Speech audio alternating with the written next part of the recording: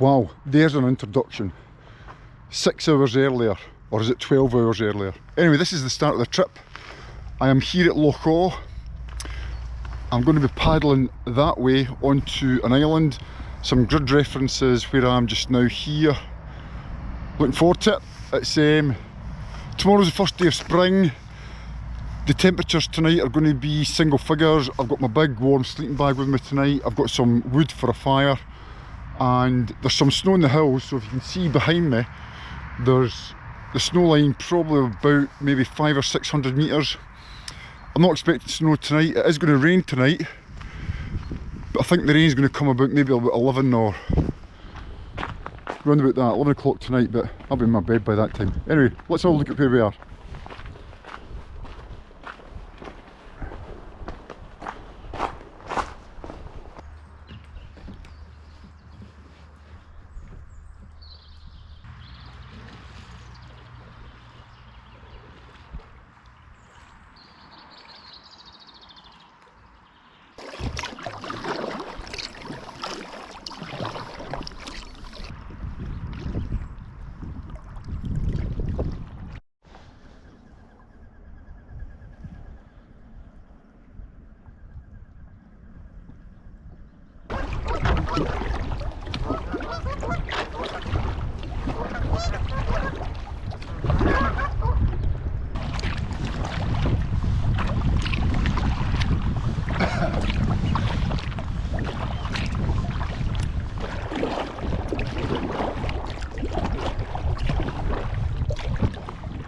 Well, it looks as if we're coming into the campsite that I'm looking to camp at tonight.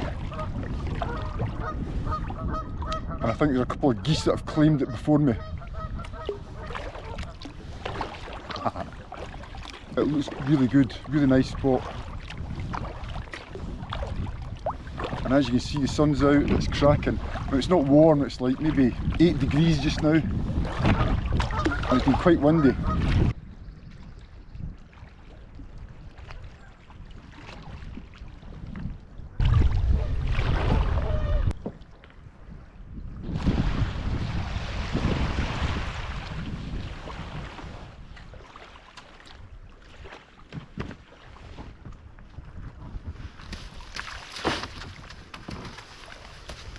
Wow, what a campsite, what a campsite.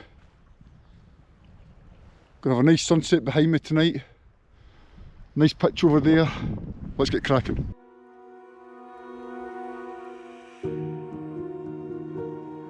Good evening from Loch Awe. I've arrived at this island. First things first, cheers. See if I can do this one-handed whilst holding the camera. There we go, yes.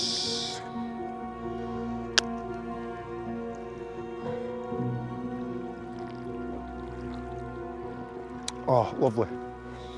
Listen, this campsite is absolutely fantastic. Let me just cut to some drone just now.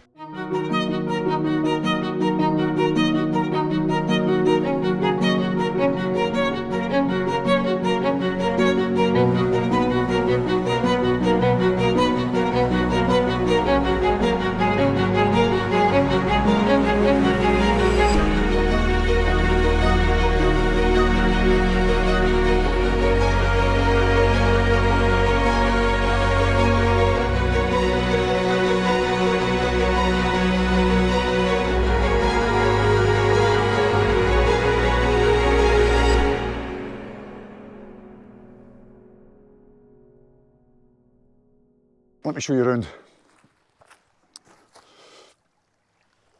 Okay. So I've come in from this direction here, landed in this gorgeous little bay. Look at that. Isn't that beautiful? Kayak's been emptied, stashed over there. There's a fire pit here and I've brought wood, so I'm going to have a fire later on. So don't think that I've made the fire pit. As you can see, it's an established one. Sun's sort of going to go down over those hills over there. It's going to be gorgeous tonight. Here's the tent, my gorgeous tent, North Tent Vern 2. Isn't it beautiful? I don't get paid to say that, but it's just a great tent, great functional tent for me anyway. And there's my wee sleeping bed. So I've got my insulated mat, my blow-up bed, big thick sleeping bag because it's going to be low single figures, possibly freezing tonight. Lots of food, we'll touch on the food later. I'm only going to use this fire pit here for cooking, so I'm not lighting a fire close to my tent. Let me take you over here. Isn't it nice? Tell me what you think about it in the comments. You hear the geese? I love the geese. Okay, so there's a little bit over here that you could possibly pitch, I know, another couple of tents. There's also a fire pit, fire pit, fire pit. It's unfortunate that there are all these fire pits around.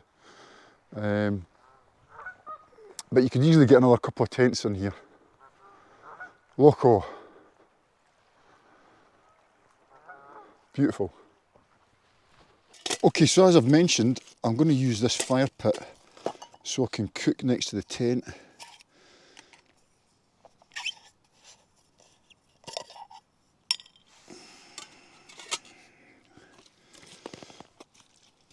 So I've spoke about this meth cooking that I do, methylated spirits. I quite like it.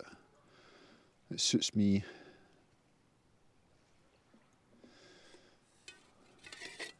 Okay, that's that. Don't worry, I'll move these away from the fire.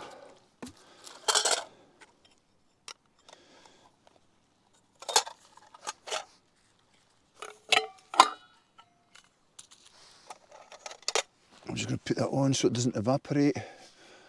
Right, the next thing I need to do, folks, is I've got this pot, and in this pot I've got some veg. So I've got that,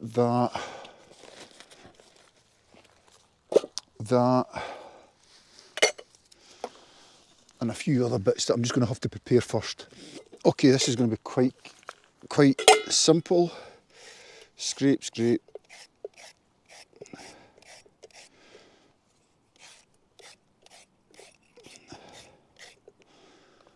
Okay. Cut, cut.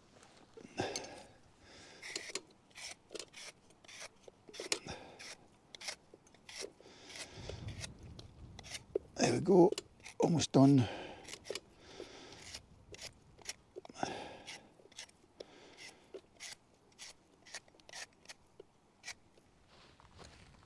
Sweet potato. Love the sweet potato.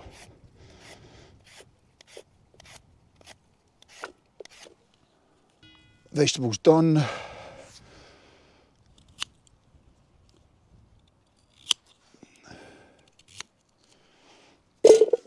In there.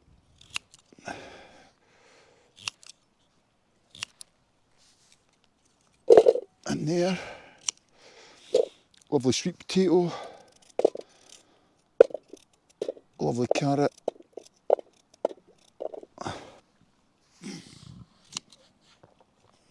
I know it's not very hygienic, but hey, what the hell. Or in the field, so to speak. It's going to get boiled anyway. Okay, so they're all done, veg is done. And into the pan goes some water. Let me fire the stove up.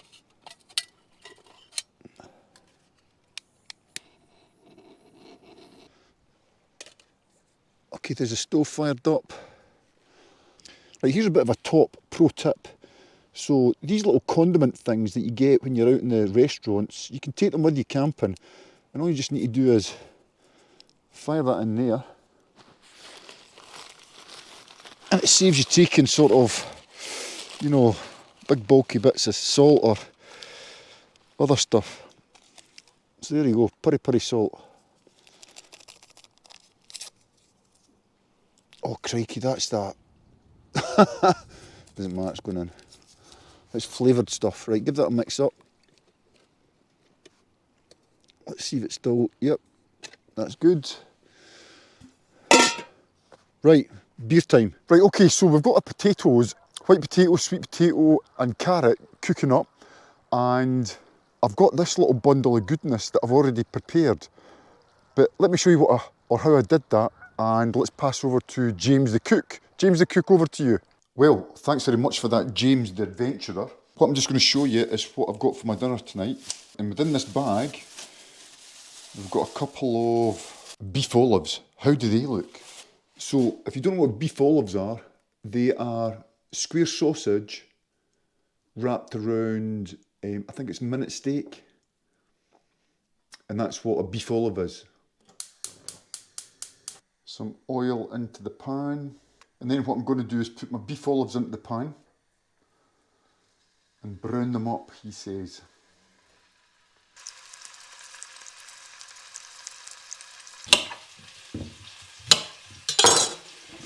We're just going to prepare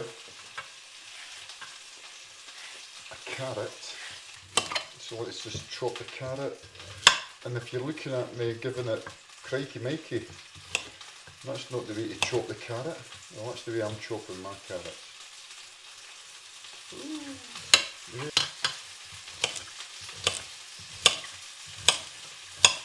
Okay, these are browning, starting to brown quite nicely. Okay, I'm just going to roughly chop an onion. Not all of it. This is how I do it. Not all the time.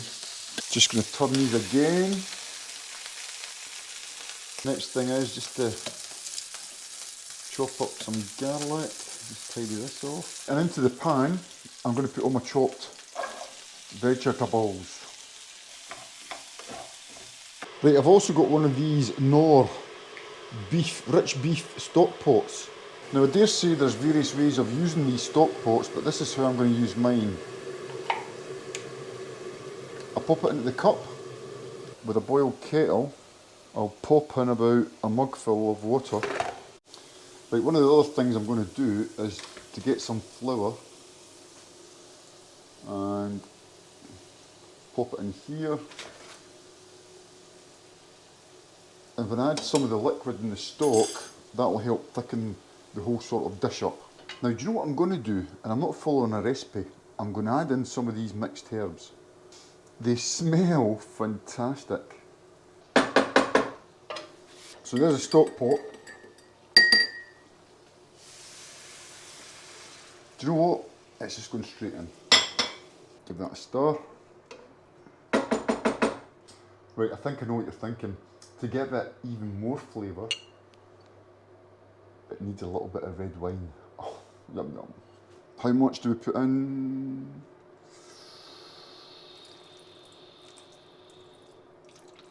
Yep, about that much. There we go. Right, what I'm going to do is I'm going to transfer it from the pan to my little pot here and then cook it in the oven for a good hour. Okay, how's that looking? Gorgeous. Right, lid on, into the oven. Right, that's it been in the oven for about, wow, look at that. Maybe 30 minutes or so, sorry about the steam. And I've got this secret ingredients. I'm going to add some of that. How much? Yes, about that much. Okay then folks, that's the dish ready. And I've got my glamorous assistant back in the house now and is holding the camera. Let's see what it looks like. Oh my gosh, Karen, what do you make of that? Wow. How does it look? It looks amazing. Okay, so I think that's it cooled down sufficiently enough that I can transfer it to this little tub. Good.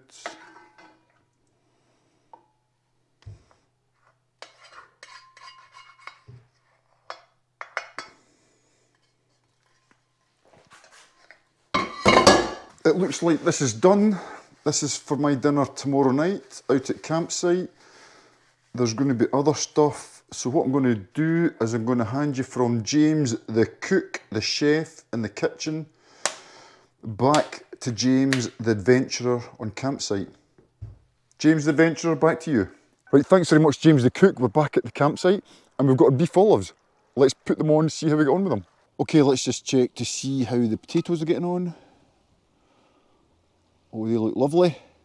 So whilst we're waiting on the potatoes, let me bring you up to speed with my book. So the book's currently with the publisher just now, Pays de Presse, and they obviously go through the first draft, they send it back to me, I review it, I send it back to them, and through time it will get published. He says, finger crossed. And for the next 12 months, I'm doing more research and gathering material, getting information, all about my next book, my second book, strictly solo, with friends. And you're probably thinking, who are the friends? So the friends are me, myself and I. The sort of three people, three inner things of myself. And I'm going to look at that in the book, the three aspects of me, myself and I. And I'm going to talk about resilience, being mentally fit, being capable, having the right equipment, knowing how to use the right equipment, keeping calm, being methodical, and all that kind of stuff when it comes to solo paddling. But solo paddling isn't for everybody, and I'm not advocating that it is for everybody. And some people will be looking at this just now and thinking, you're off your head, you're crazy, you shouldn't be doing it, you should know better. However, when you do it, it is fantastic. And it's the same from a river point of view in my experience. You know, going down some rivers like the Ettrive or the Orchy in Scotland, or even the Tay or the Teeth, solo, it's such a buzz. It is just such a different experience that I really quite like. That's what's happening just now. So the first book's done and dusted. I don't have a date for it being published, and I'll do a big razzmatazz thing when it is being published. You can bet a bottom dollar on that. And I'm doing research for my second book, strictly solo with friends, me, myself and I. Tell me what you think about that in the comments below, please. I'd love to know. The potatoes are done, so to keep them warm, sorry about the steam. So to keep them warm, I'm just going to keep them in that pot, and I'm just going to move them out the road just now, so they go over there. I need to heat up my beef olives. So here they are here. Oh, look at that!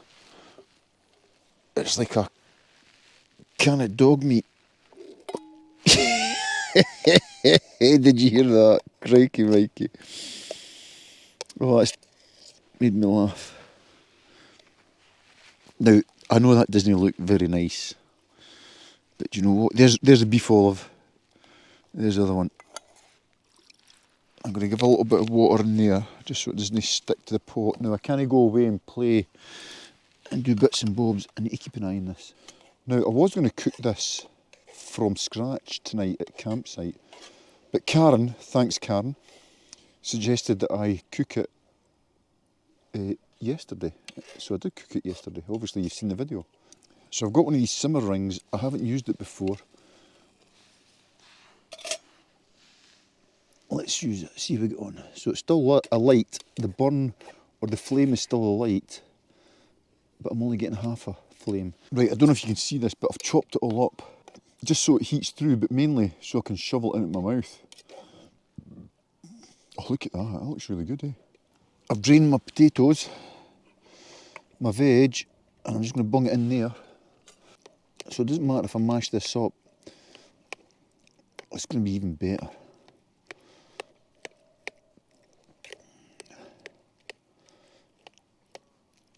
Oh, wow. Right, I think that's ready.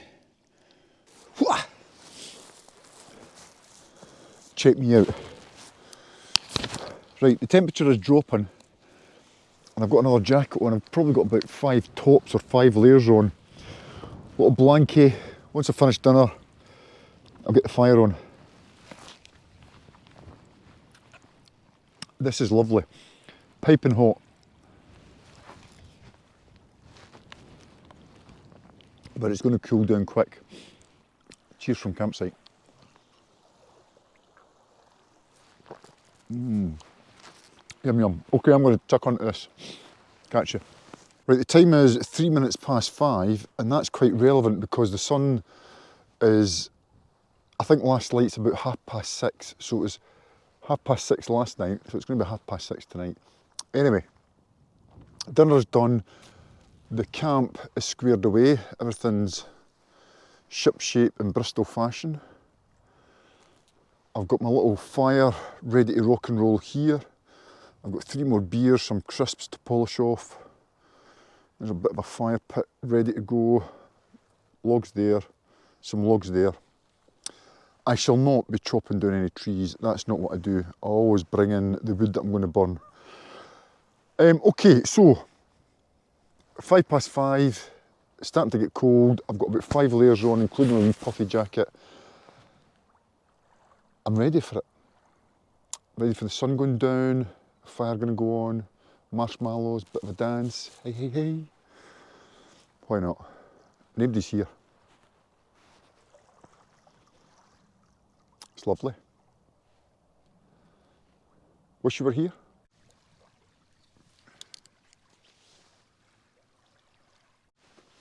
You can't beat a fire keeping yourself warm at night. Okay, so if I've not said it, that's 10 to 6. Last light is at 6:30. 30 minutes of light. The camp's all squared away. I've got the fire going. A couple of beers. Then I'll head to bed to warm up. I mean, I'm okay just now, but I'll be toasting warm once I get into my sleep bag. Anyway, it's unlikely I'll do any more filming tonight. Maybe a few bits of the fire and just the sun going down behind you. But other than that, it's a good night from camp. Good night.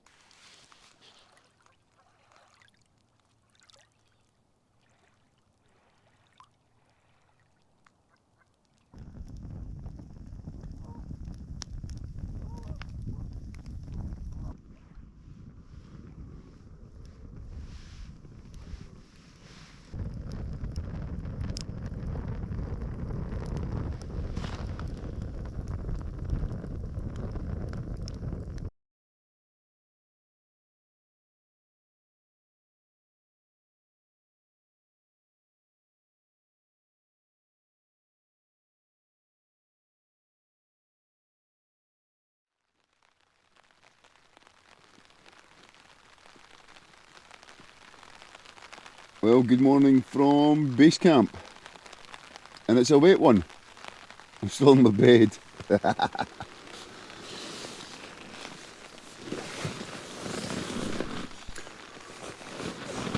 Oh man, I'm just up. It's 7:20 and I reckon I've been in bed for about 10 hours. Oh, it's been great. Right, let's get breakfast on. Okay, so one of the things that I'm going to do from an additional concurrent activity going on, I've got a little egg that I'm going to put in my teapot and boil with my coffee water. I know it might look binging, but it's about being efficient outside. So we can see there's a flame there, eggs in there, lid goes on top, put my hooks down, and just like that, we've got water on the go. And there's the weather outside.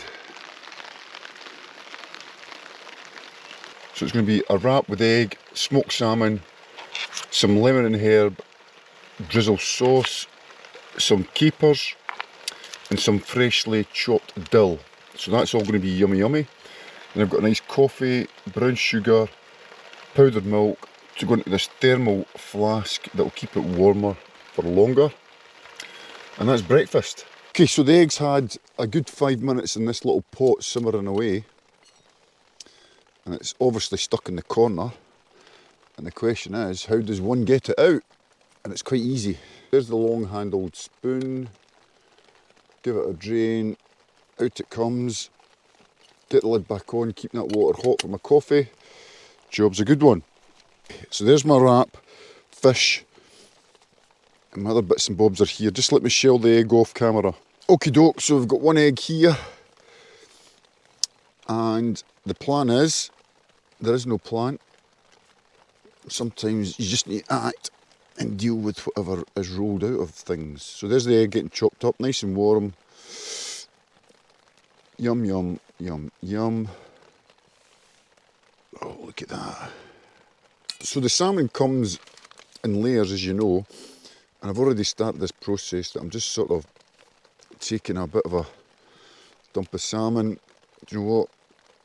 Let's be generous, because I'm going to eat it all anyway. Coffee bag's in.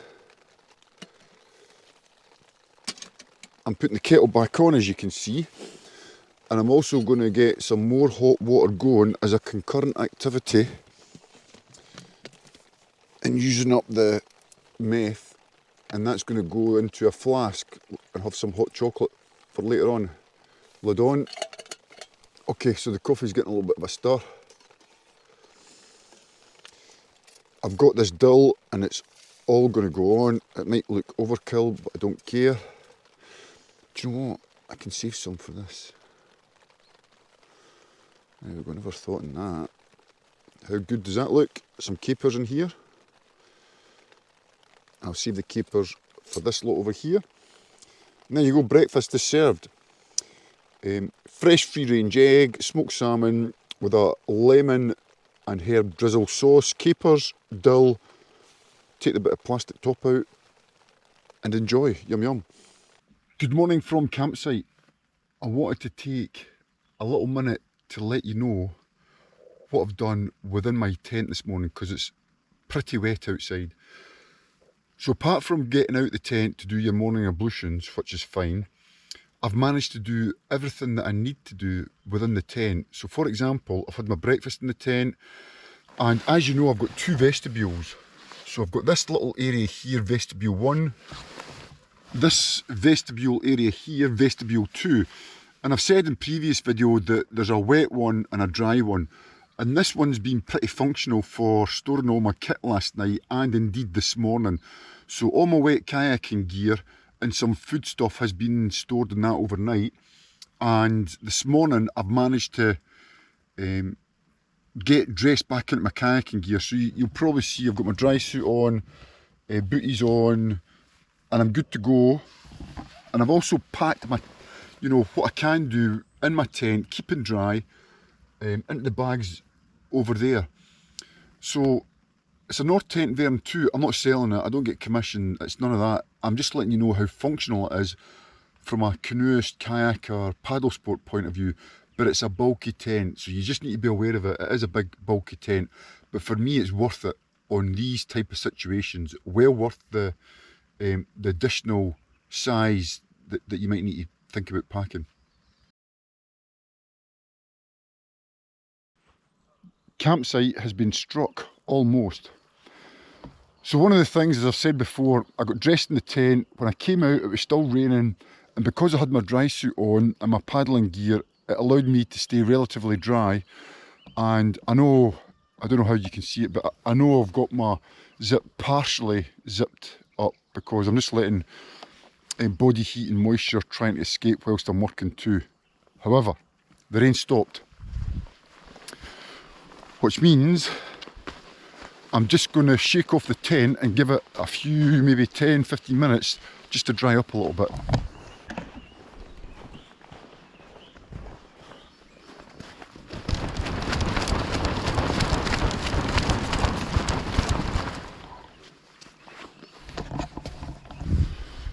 Now this is a fantastic island, lots to explore, so I'm going to go off to the unknown. Let's go see what's on the island.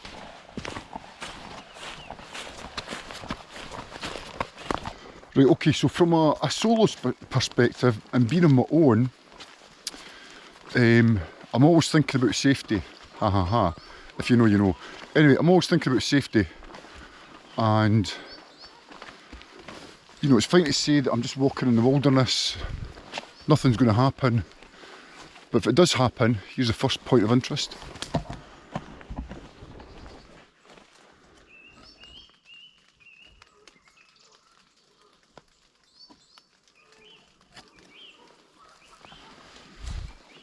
How lovely is that? I dare say there's some ashes spread over here.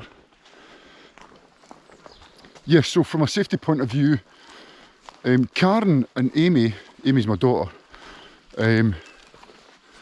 they've got access to GPS of where I am 24/7. So they can certainly track me and see where I am any time of the day and night. They've also been told the longs, latitudes, longitude and grid references of where I am.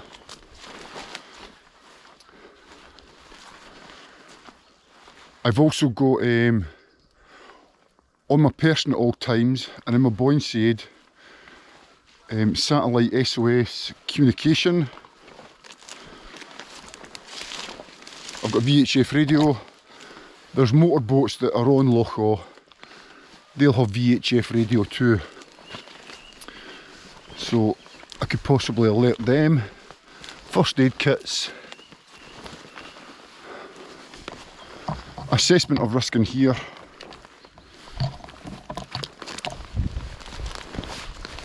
Etc, etc. Anyway.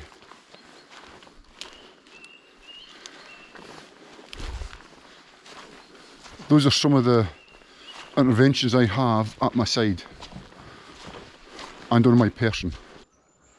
So just through that is the remains of the church. I can see a gravestone there. I mean, just the presence of being buried there for the rest of your days. Man, I can feel it. I can feel the powerfulness of it all. And oh, wow. Let's go and check it out.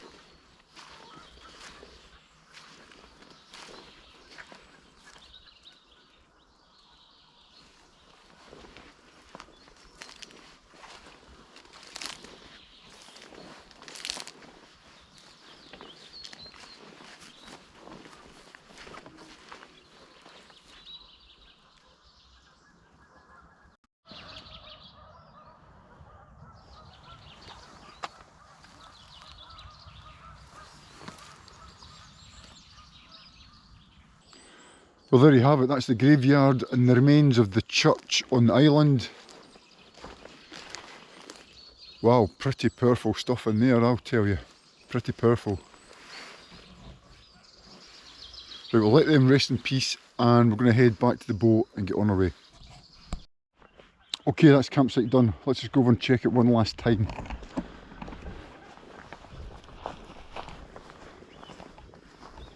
So that's where I was camping last night.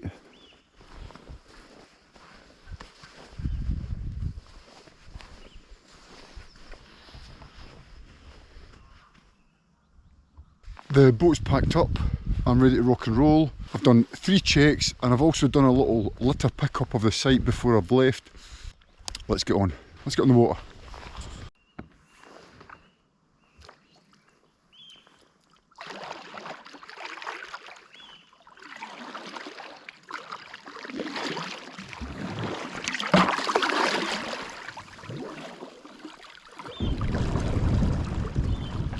We're off.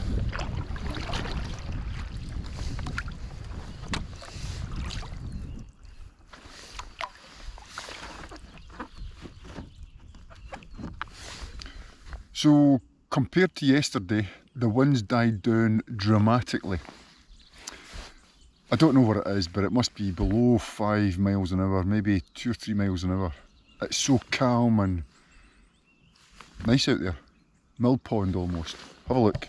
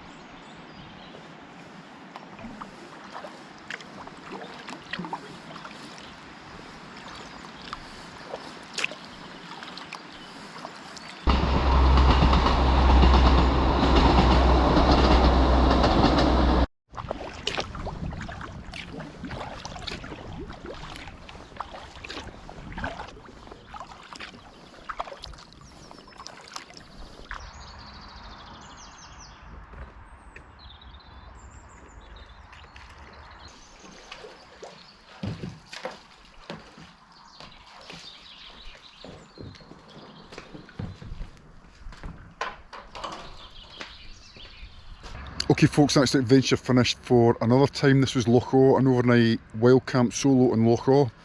That hot chocolate that I made this morning, yum yum.